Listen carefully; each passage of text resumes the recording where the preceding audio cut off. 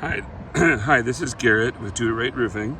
We're on your storage facility here. This is a mechanically seamed um, metal roof, and the reason I'm saying that is because it's about a 112 pitch or below a really low slope. You can see it's almost flat, and typically when you have these standing seams right here, they mechanically seam them together with a machine that seams these together. So that would probably be the case, which means these don't pull apart.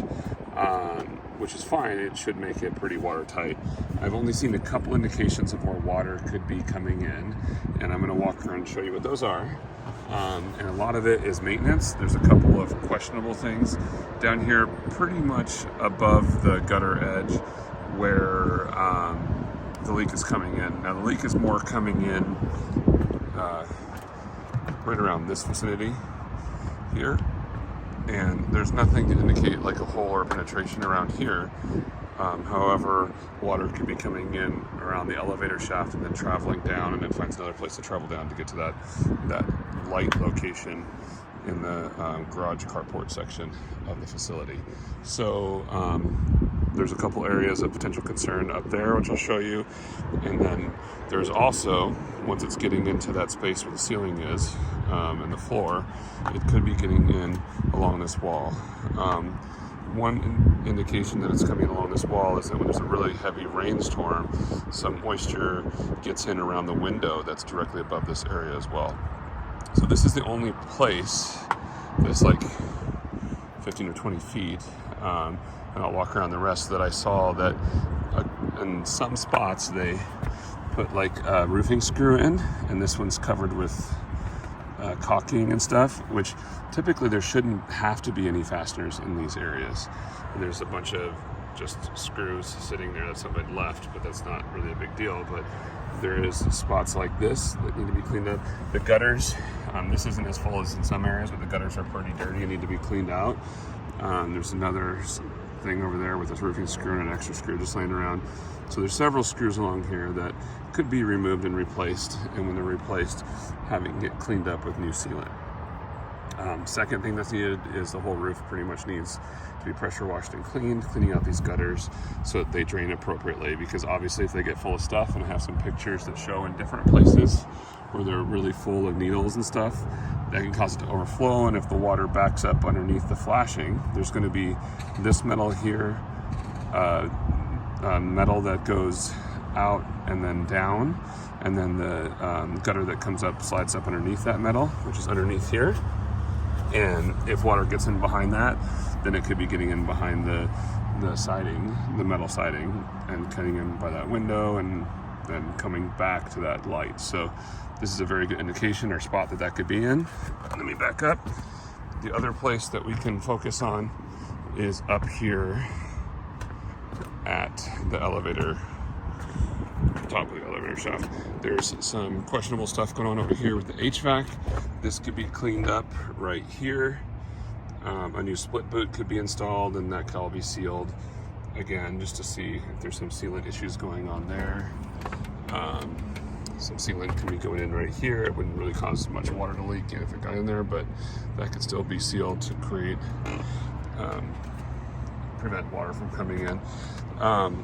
Also, water could back up all along the ridge. There's a bunch of needles up here, so if water gets soaked into there, it could be backed up and maybe getting in underneath this ridge. It's a low slope, so water could definitely travel up when it's being stopped by the pine needles. So that needs to all be cleaned out, and we might need to take off that ridge and reset it in a few spots.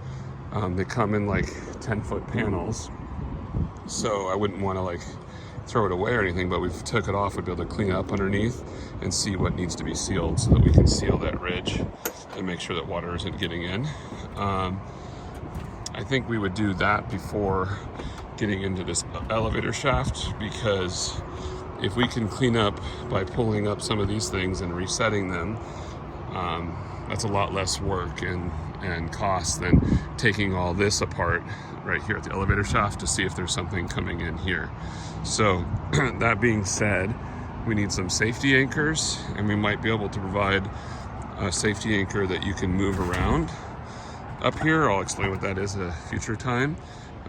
So it'd be one that we would provide for you guys that you would keep for maintenance that they'd be able to take and hook up and be able to get, 50 feet in either direction or so. Holds like 2,500 pounds of weight, so somebody could be out pressure washing an area, move the safety anchor down a little bit farther and do it again. So it'd be able to work on all the buildings, one piece of equipment. So anyways, those are my thoughts with how to stop this linking. Most of it is preventative, meaning that we're cleaning it up and resealing some things.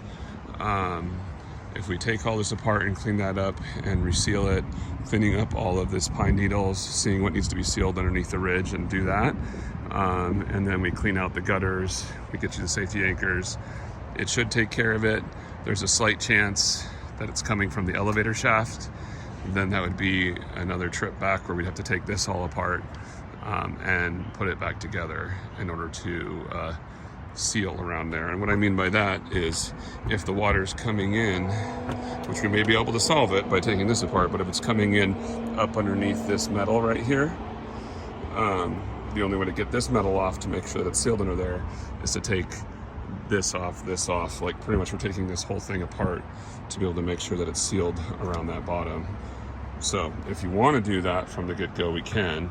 I just don't know if it would be necessary, but we don't know how it was installed underneath there to make sure that that is sealed, because this is in between ribs where that comes right there. So, I have a slight concern. Now, what should be here is that underneath this, there should be the metal. They would have cut this apart right here and not have the rib go up farther.